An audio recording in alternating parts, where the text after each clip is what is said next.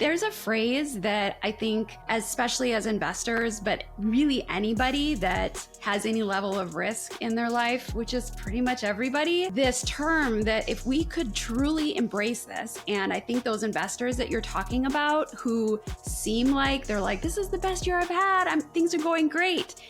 If you ask, right? But Adam, if I know that not everything is rosy in your life, right? But that doesn't matter. Overall, things are going well. And the reason that you can say that is because you have what I call failure immunity.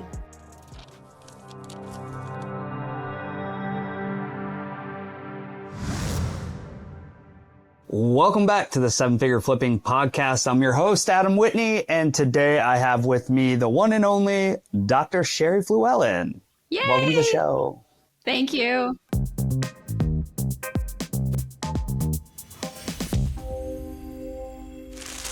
Hey, my favorite thing to do is record the Bottom Line podcast. And the bottom line is where real stories meet real numbers. In each episode, we bring you real world investing insights, strategies, and stories from our own deals and experiences in the field. At the end of the episode, we're going to answer a question from one of our very own 7FF podcast listeners. You can always submit your questions at the link. And today, we're going to talk about some things that are working now. And my favorite part of the episode, which is the inner game with a real clinical psychologist who knows how to increase and improve performance for entrepreneurs just like you. So let's get into it. And there's been something on my mind, Dr. Fluellen, that I just keep thinking about and keep having these conversations. We're so fortunate to have a couple hundred house flippers, real estate investors that are like, we do life together, we're friends, we do business together. And I see two things happening. And some people I'm talking to they're like, business is good, life is good. They've got some challenges, of course, but their businesses are profitable and their deals are moving and they feel good. On the other hand, I talk to some people and it's like the sky is falling, and it is for them, like I want to validate that their business is having some challenges. Maybe inventory is not moving, maybe inventory in their market's not moving. But perception becomes reality for people. And I talked to somebody whose business is struggling. They're like, I don't think you understand. Everybody's having a hard time right now. And I'm like, I'm not. I'm having one of my best years. And then I'm talking to other people and they're doing fine. Like, they have challenges. They have inventory not moving fast as they're used to, but they're making money and they're doing okay in their business. So I always go back to the data. In real estate, it's beautiful because the real estate has what we call the heartbeat, which is kind of like inventory moves faster and slower. January to July, it goes up, right? Things typically sell at a faster rate. And from July back to January, it's slow. So it goes up every year and it comes down every year naturally, regardless of market environment. So every fall, I end up having this exact same conversation with investors. And it dawned on me recently to go back to the data. And then what I like to do when people are feeling just the pressure of something is I like to take people through worst case scenarios. And when we talk about real estate investing in the market, I like to look at like, okay, what's the worst thing that's ever happened? Well, my friend Jay just told me there's been 36 recessions in the last 104 years or something. And he said only 2 of those recessions have meaningfully affected the housing market. And that was 1929 in the Great Depression, and that was 2008 in the Great Recession. And at those times, in the 2008 to 2012 time period, the housing market nationwide decreased on average somewhere between 20 and 25%. There's some reports at 21, 22, 25%. So let's just say 25% to be conservative. Okay. In more localized markets like Miami and Vegas, and I've talked about this a couple different times, it was 40 or 60%. Those markets got hit harder. That does happen. Bigger growth, bigger bust, right? So I say okay, well, guys, let's make some mental adjustments, and I'm hoping you'll talk about some of this on the inner game. Let's make some mental adjustments of A, expectations, but B, let's think about the risk up front, plan for it, and create more opportunity by mitigating risk and accepting the amount of risk I'm comfortable with. So if we look at a 25% drop over 4 years, that's not, we as house flippers operate in 6-month cycles, 6 to 12 months. We buy a house and within 6 to 12 months, it's gone. Well, we should not be in any residential house for more than a year if we're not buying a rental, if it's a flip. So a good rule of thumb for us in a constrained environment is it all starts with what we think a house is going to sell for before we even buy it, right? The after repair value. So the way that we adjust is by subtracting 1% of the ARV per month that we're going to hold it. And that would be the equivalent of us literally planning for the worst case scenario in terms of value drop. Now, Dr. Flum, that does not mean if your houses have been selling in 10 days, good for you. But that doesn't mean your house won't sit for 30 or 60 and then sell. It still might do that. Okay. But if you've planned for the appropriate margin up front, that will not feel so bad for you. If you've raised the right kind of capital, maybe get some private money with no payments, it definitely won't feel as bad for you from a cash flow perspective. Yeah. So there are things that are controllables.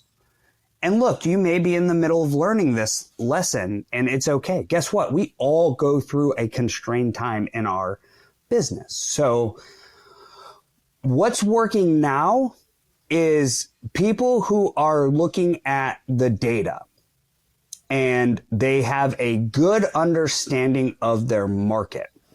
So 2 things to look at from a data perspective, tangible things, are the supply in your market. Supply is measured by months of supply. It means if housing sales stopped, how many months would it be until there was no inventory left?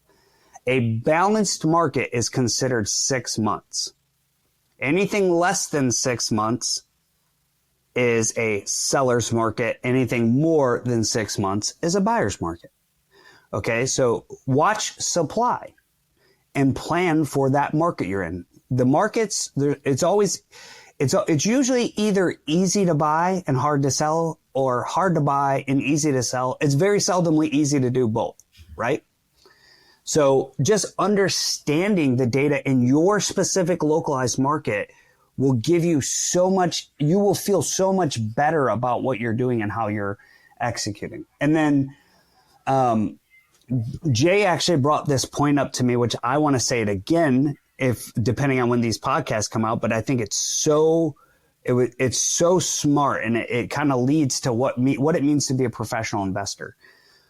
Jay said, don't just look at the inventory, look at the amount of inventory in your market, but look at the condition of the property selling at that price. So as inventory increases and, if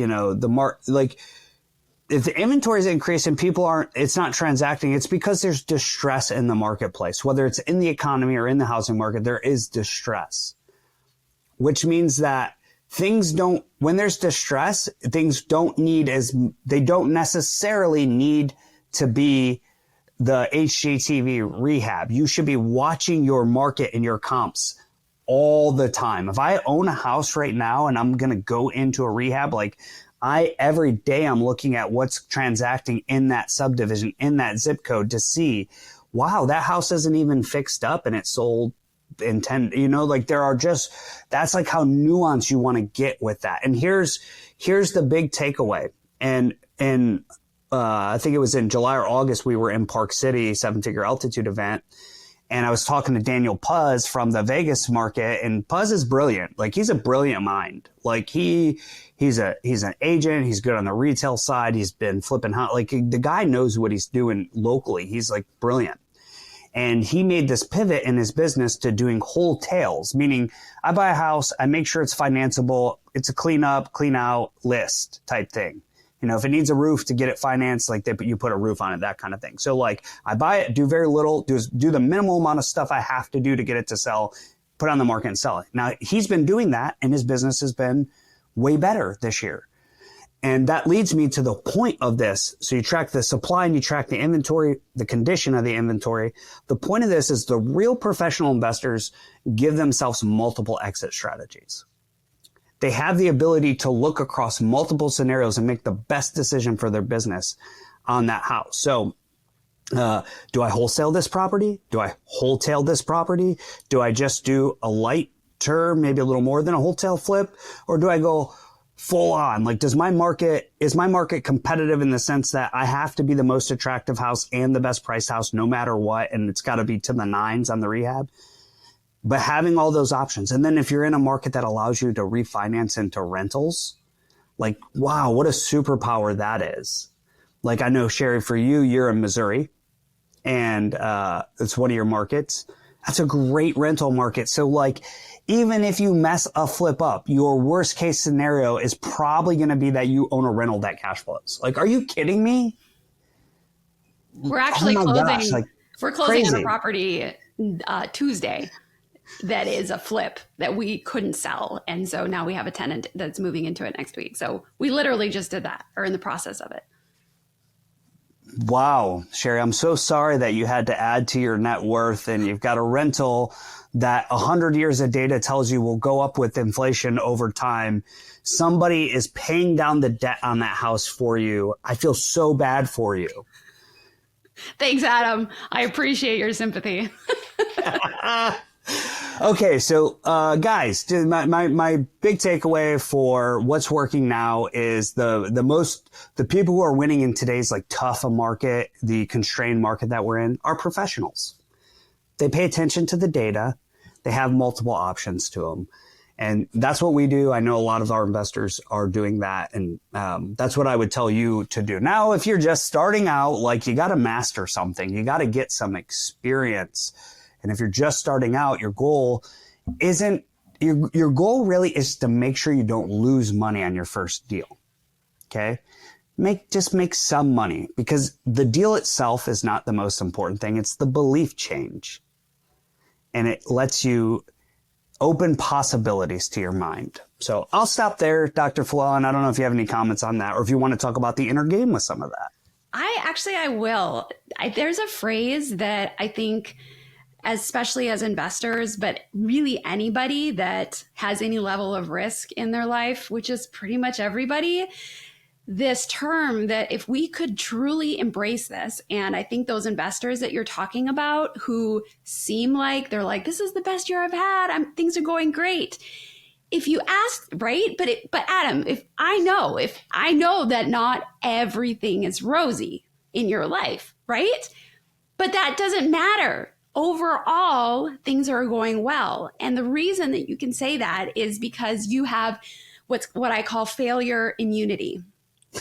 Yes. So I want to unpack that a little bit, because I think it's a really important concept.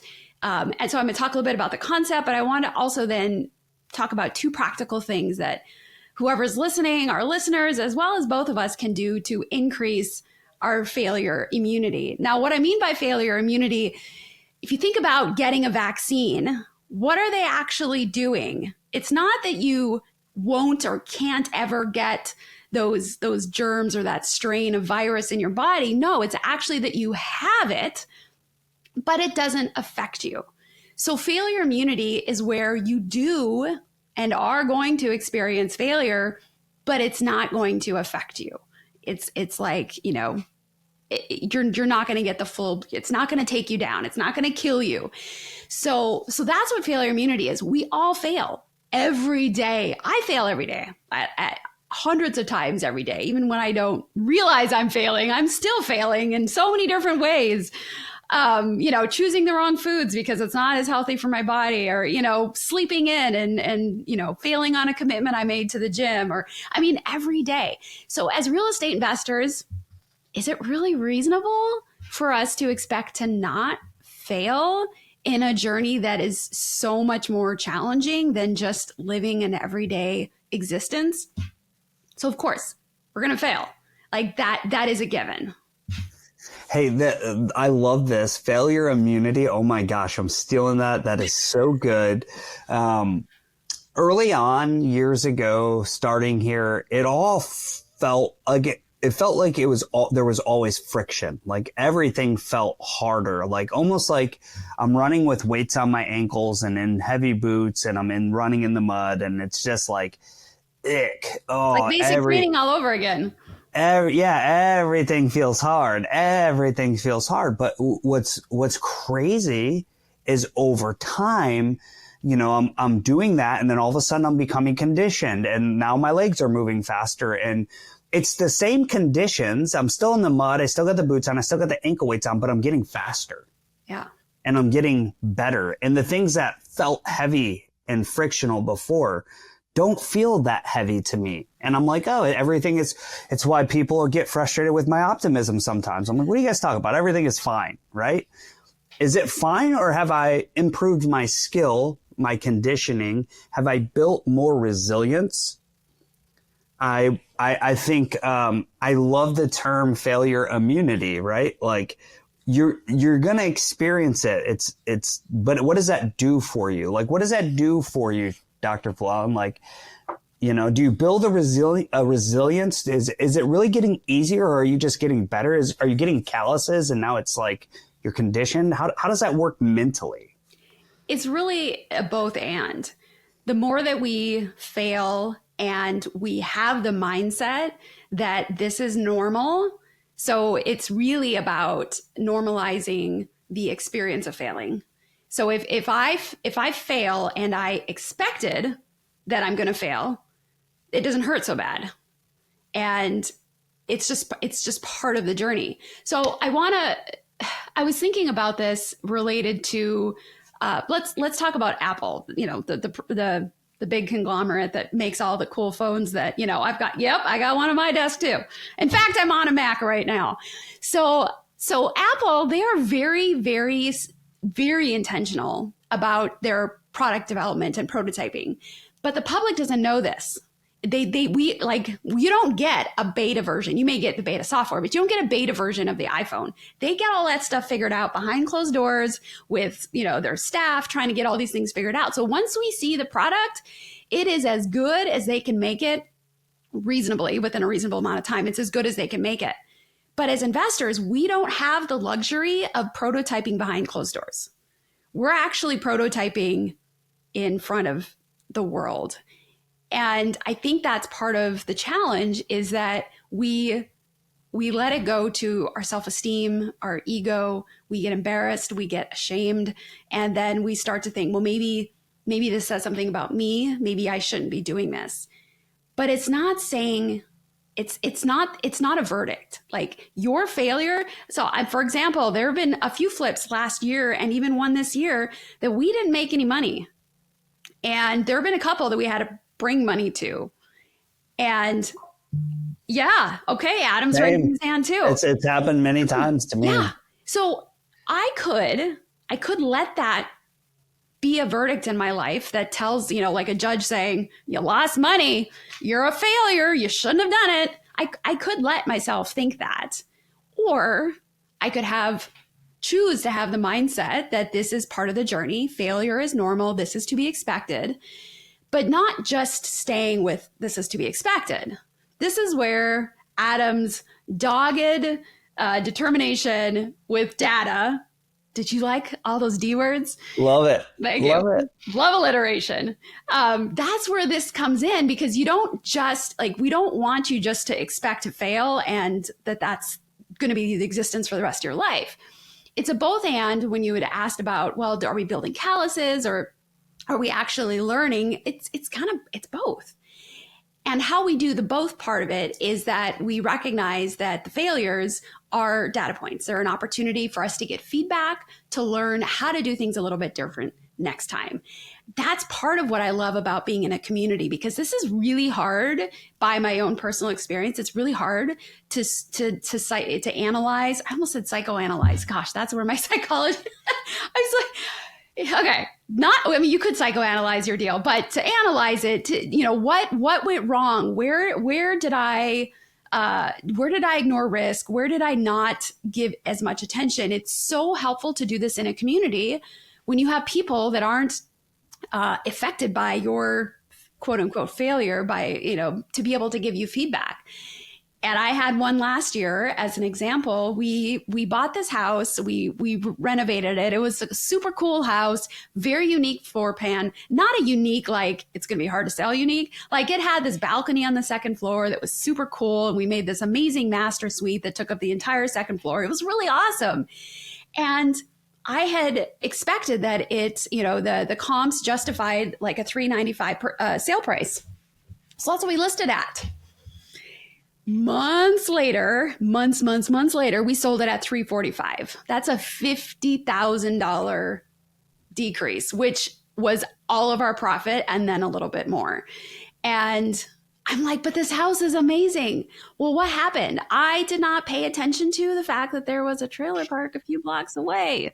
I did not factor that into my comps way back when I started. And there was another property that we had a similar, it took too long to sell. We had to price drop it a lot. And again, I did not take into account the things around it enough. So that was my own failure. And I looked at it, got data points, got people's perspective, and I'm like, okay, so now I'm much less likely to ignore some of the neighborhood or something in close proximity that might be a deterrent or make somebody think twice about buying it. I'm much less likely to make that mistake again. So I use that failure as data points, which does help me be better in the next one. But then again, still knowing I'm still going to make mistakes, just hopefully not the same one over and over and over. So there's both calluses and getting better. But there has to be, so the two things that I would like to share specifically about increasing your failure immunity. One is examining, reflecting on what happened and getting those data points and getting those feedback. That is really important. Spend time on it with yourself, but also with people that can give you some educated feedback about what went wrong. And sometimes there really was, there have been circumstances in my life where I look back, I've gotten external opinions and feedback, and I'm like, given everything I knew and everything I know, I still would have made the same decision. There's just nothing I could have done different or would do different again. Because based on my values, based on all the things, I would literally say make that same decision again. And that's okay. Maybe next time it will be different. Yeah, and I think that's incredible. One of the interesting things, Dr. Fulan, is a leader of seven-figure flipping in our community.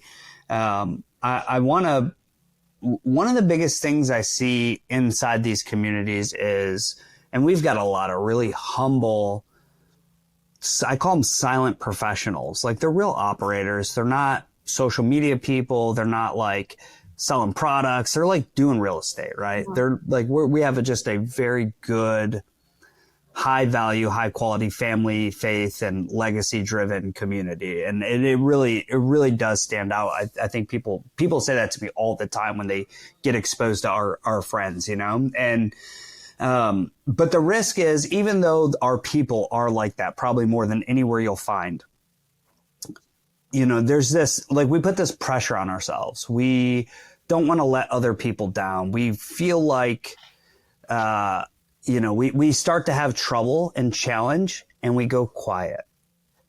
because it's embarrassing. It doesn't feel good to come out to a group of amazing, driven entrepreneurs and say, hello, I'm struggling. The whole reason you're here, well, one of the reasons I should say, in a community like this is to have this big, massive board of directors who can put input into your business and genuinely can turn decades into days. But here's the thing, that only happens if you're open, honest, vulnerable, willing to put yourself out there, willing to listen and not judge, right? Like, I think a lot of times we naturally as humans make judgments immediately. Like there are studies, like I look at somebody, I talk to somebody, I'm making a judgment in the first 10 seconds, right? About that person. And even people we know, we do that. Like there's a little barometer in your brain that's telling you how much you value the words that person is saying.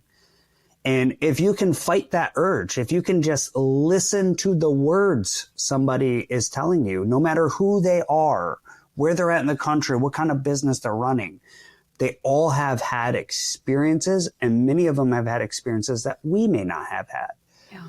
So regardless of the person and the judgment, if you're vulnerable, open, honest, and willing to genuinely listen, you really can turn decades into days by going, maybe there's something to that. Maybe I shouldn't do that, or maybe I should be doing that. And I think that's the hard part for us, Dr. Fallon, is to be better listeners. God gave us 2 ears and 1 mouth for a reason, but it's hard to do. It's hard to do.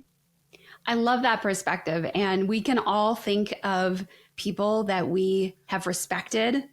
There have been plenty of pastors that, because of their own challenges and the continued secrecy around their challenges, their life completely imploded due to, addictions and other things. But basically, they were little failures that they did not reach out for support on that became failures that completely changed their life. We don't have to be that way in real estate. We don't have to be that way in any way. But particularly in real estate, the opportunity that we have I can call up any number of a dozen people and be like, hey, I'm really struggling with this, or I don't really know what to do here. Can you help me with this? What's your perspective on this? That's me not keeping my little tiny challenge a secret. That's me sharing it so that it doesn't grow and then implode my entire life. Yeah, I love it. And people in our community have been doing this stuff for decades, just by virtue of doing it for decades. I promise those people have made all of the mistakes, and they're still making mistakes today. And of course they have great businesses and they've got a great life and they're making great money, but that's really valuable to me. I like to call people, and I talk to probably 10 people in our community a week at least. And I learn something every week. Somebody told me a couple days ago, well, I don't know if I'm really learning anything anymore. And I'm thinking, dude, I learned something literally probably daily from people who have less experience than me, do less deals than me, from people who have more experience than me, do more deals than me. I am not going to let my ego get in the way of my success. And I believe this to my core, I can learn something genuinely from everybody. So I'm listening because I want a competitive edge. If I got some new guy or gal who has some skill set and they're figuring something new out that I don't know, I want to know about it. If it can give me and my team a competitive edge, I want to know about it. So I love that.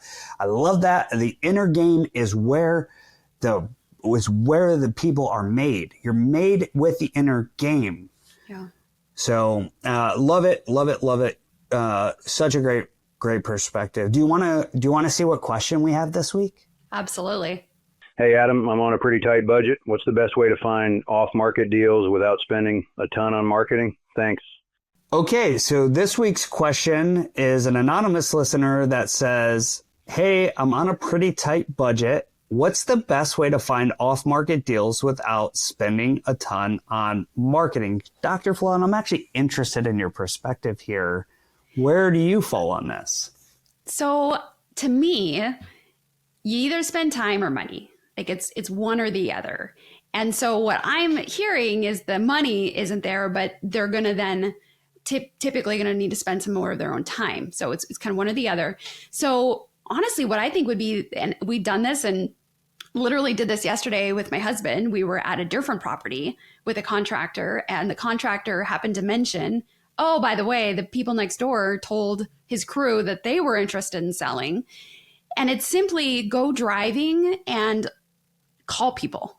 Like look for and keep your ears out for hearing about anybody that might want to sell.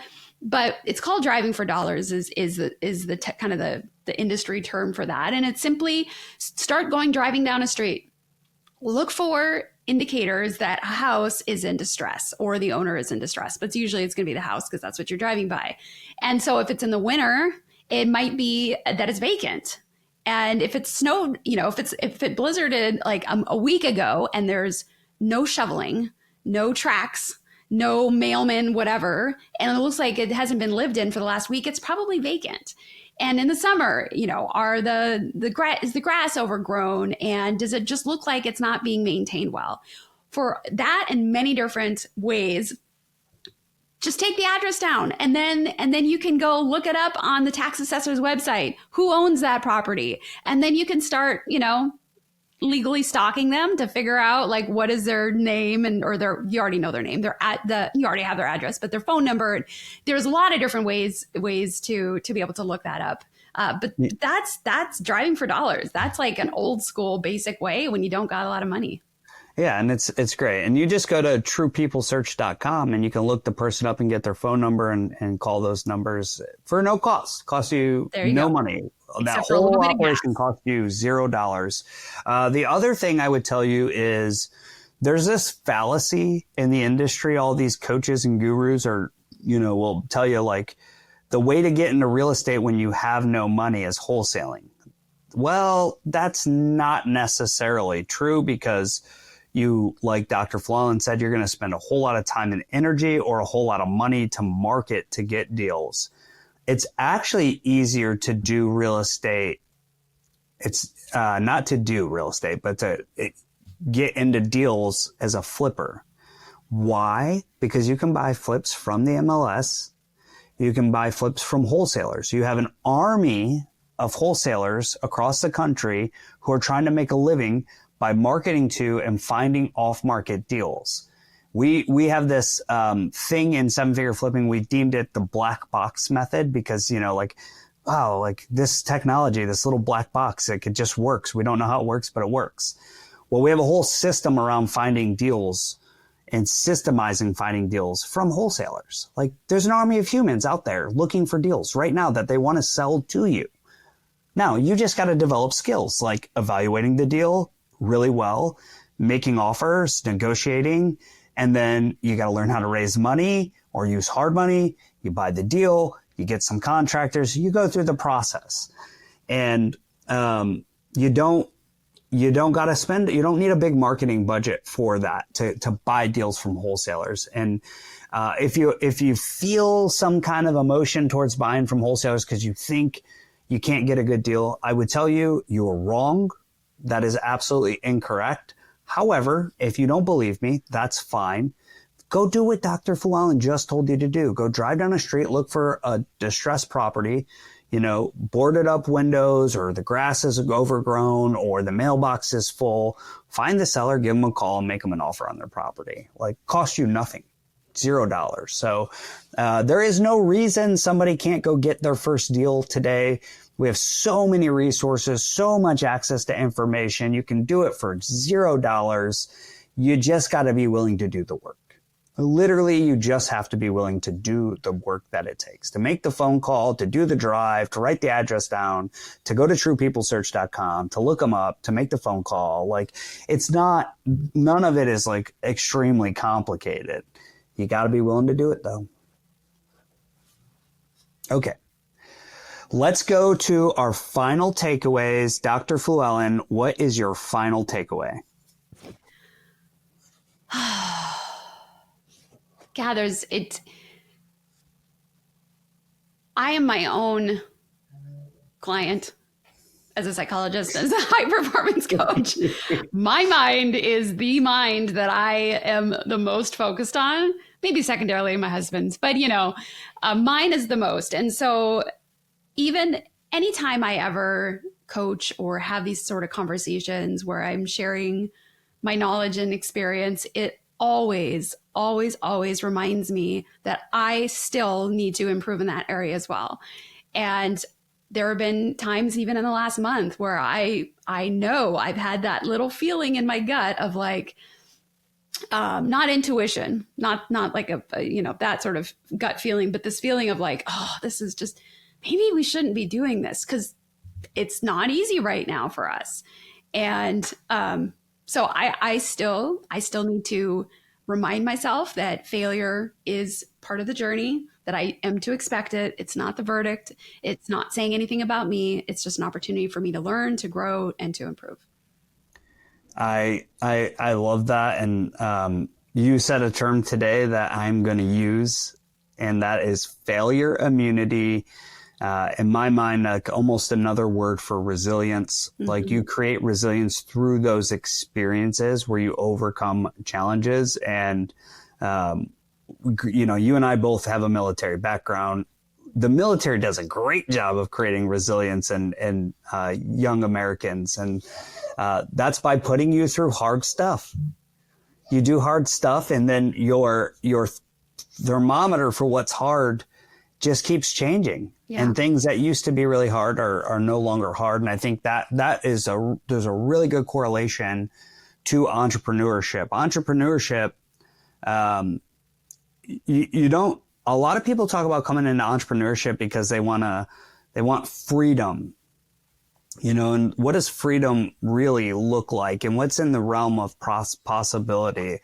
If you think freedom is, you don't do anything and you just have a bunch of money, you're going to be very disappointed. Number one, it's really hard to just get a bunch of money and do nothing. Like that's not a world that we live in, unless you're one of the 1% who hits big on some idea, some business exit, or you hit the lottery. Like probably not going to happen. Honestly, you're going to build over time. But the freedom that entrepreneurship unlocks is the freedom to decide, to love what you do, to have this intersection between work and life that feels aligned. And all of that is built through this failure immunity, because when you're in entrepreneurship, I can think of all the challenge. When I take my optimism down and I really go back and analyze, I'm like, gosh, I solved a lot of really hard problems, and they suck too, by the way. It sucked for me as bad as it sucks for other people. I'll give one more example, Dr. Llewellyn. I was an infantry guy, hut around with heavy packs on and really miserable experiences. And we would be out and we'd have a heavy pack on and we'd be hiking some long distance, and I'm talking just a shoulder crushing heavy load, right? And you're walking and it sucks. And you see people fall out of that hike. Like they literally physically fall out of the hike. The doc comes up. They got to take their internal temperature and throw them in the safety truck, right? It's an event. And then I look around and I think, why the people who are still here, why are they still? Is it because it's easy? It's not easy. No matter who they are or how conditioned they are, it's still hard. But the people who aren't falling out of that have conditioned their mind. It hurts for them too, but guess what? They've conditioned their mind to be acceptant. Like, I know this is what it feels like. I have a goal to make it to the end of this. So therefore, when I expect it to be hard and I thrive in that, and then I overcome that challenge and I make it to the end while others don't, it's because it all started up here. It's all up here. But then when you make it to the end, this crazy thing happens. It feels easier. And the next one feels easier. And the next one feels easier. And sure, you'll do something hard and you go, oh, that one was hard. But then the next one will feel easier. And that's entrepreneurship. And that's why You know, like that's what we signed up for. But I love it. Like, I love it. I was born to solve problems. I freaking love it, you know?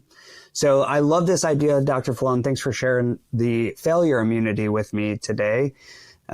This was such a good episode. I just value our time together on Fridays, and you're always making me, I spend the whole weekend reflecting on what the words that you say, because I'm like, I'm getting a free session over here, you know? Thanks, Dr. Fluellen. Thank you for who you are and what you do, and just how you light the world up. I appreciate you, and thank you to all of our 7-figure flipping listeners. I just got this stat, Sheri, that I don't even know if you know this. We have over 800 episodes and over 1 million downloads on this podcast. Like, what? That's a lot of impact. Congratulations. Yeah, so cool. I'm just so happy to be a part of it. Okay. Thanks for listening. I am really looking forward to seeing you guys on the next show. I think you're really going to love it. So I will see you guys on the next one. Bye.